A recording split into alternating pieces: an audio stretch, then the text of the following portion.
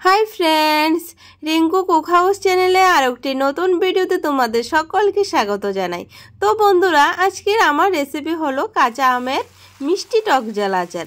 তো অনেকগুলি আম গাছ থেকে কুড়িয়ে নিয়ে এসে দেখো, এবার এগুলিকে ভালো করে ধুয়ে আমি এবার কাটতে বসে যাব। তো বন্ধুরা, তোমাদের একটা কথা বলি, আচার বানানোর জন্য আম একদম পারফেক্ট হতে হবে, বেশি বড় হলেও হবে না, আবার বেশি ছোট হলেও হবে না। আমের আটিটা একটু শক্ত হলেই তো এই আমগুলি আচার অনেক স্বাদ হয় খেতে। দেখো, তোমাদের আমি কেটে দেখাচ্ছি। দেখো, এই আমের আটিগুলি একটু শক্ত হয়েছে, তার মানে এই আমগুলি একদম পারফেক্ট আচার বানানোর জন্য। তারপর এগুলিকে আমি কেটে একটা গামলার মধ্যে নিয়ে ধুয়ে নিলাম। তো আচার বানানোর জন্য কি কি নিয়েছি তোমাদের একবার আমি বলে দিই উপকরণ। এখানে আছে শুকনো লঙ্কার গুঁড়ো, লবণ, হলুদ, আর এখানে আছে মোটা জিরা, চিকন জিরা, মেথি, আর 5টা শুকনো লঙ্কা আস্ত। আর এখানে নিয়ে নিলাম গুড়, আর আছে 1 কাপ পরিমাণ চিনি ভালো কালার আসার জন্য। তো প্রথমে তো আমাকে চুলার উনুন ধরাতে হবে। উনুনটা আমি ধরিয়ে নিচ্ছি।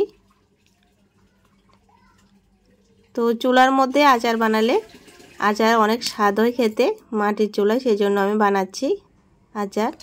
তো প্রথমে আমি শুকনো লঙ্কা, মোটা জিরা, চিকন জিরা, মেথি সব একসঙ্গে আমি ভেজে একটা মশলা বানিয়ে নেব। এইভাবে হালকা নাড়াচাড়া দিয়ে ঘন ঘন আমি মশলাগুলিকে ভেজে নিচ্ছি। তো তোমাদের লক্ষ্য রাখতে হবে বন্ধুরা, যাতে এগুলি পুড়ে না যায়। যখন একটা ভালো সুগন্ধ আসে তখনই নামিয়ে নেবে। দেখো, এবার এগুলিকে আমি শিলনোড়ায় বেটে নিয়ে নেব। তোমরা চাইলে মিক্সিতেও করে নিতে পারো। এবার আমি 1 গ্লাস পরিমাণ জল দিয়ে গুড়টাকে গলিয়ে নেব।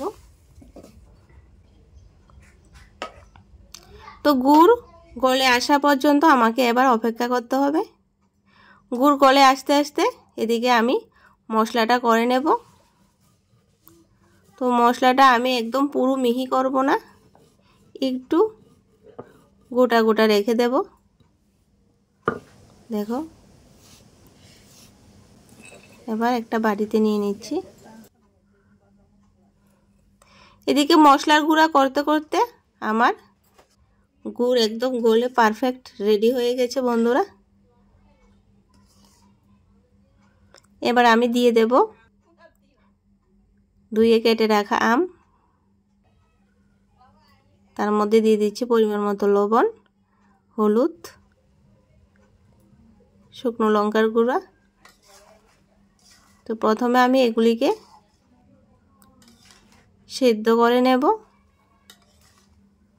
দেখো, 6-7 মিনিট সেদ্ধ করার পর বন্ধুরা একদম আমার আম সেদ্ধ হয়ে গেছে। তো কাঁচা আমের আচারের কালারটাও এসে গেছে বন্ধুরা, তোমরা দেখো নিজের চোখে। তো বেশিক্ষণ লাগে না, 10-12 মিনিটের মধ্যে হয়ে যায় এই আচারটা। এবার আমি সবশেষে গুঁড়ো করে রাখা মশলা দিয়ে দিচ্ছি। তো মশলা দিয়ে এবার আমি মশলাটা ভালো করে মিশিয়ে এবার নামিয়ে নেব বন্ধুরা।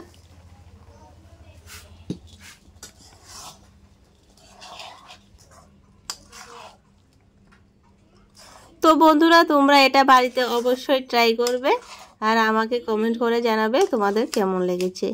এরকম আরও নিত্য নতুন ভিডিও পেতে আমার চ্যানেলটাকে অবশ্যই সাবস্ক্রাইব করে রাখো বন্ধুরা। দেখো, খুব সহজে আমি অল্প সময়ের মধ্যে দারুণ কাঁচা আমের আচার বানিয়ে তোমাদের দেখালাম। এবার আমি সার্ভ করা বাটিতে নিয়ে নিচ্ছি। তো আচারগুলি আমি বন্ধুরা 3 থেকে 4 দিন রোদ্রে শুকিয়ে নেব। তাহলে কি হবে, আচারটা আর নষ্ট হবে না, 1 বছর পর্যন্ত সংরক্ষণ করে রাখতে পারবো। রোদ্রে কেউ আছে রোদ্রে না দিয়ে একদম ডাইরেক্ট বয়মে ঢুকিয়ে রেখে দেয়, কি তাতে কি হয় 2-3 মাস পরে আচারটা নষ্ট হয়ে যায়। তো এই ভুলটা তোমরা একদম করবে না। এবার আমি তোমাদের খেয়ে দেখাবো। দেখো বন্ধুরা, নিজের চোখে দেখো কি সুস্বাদু হয়েছে।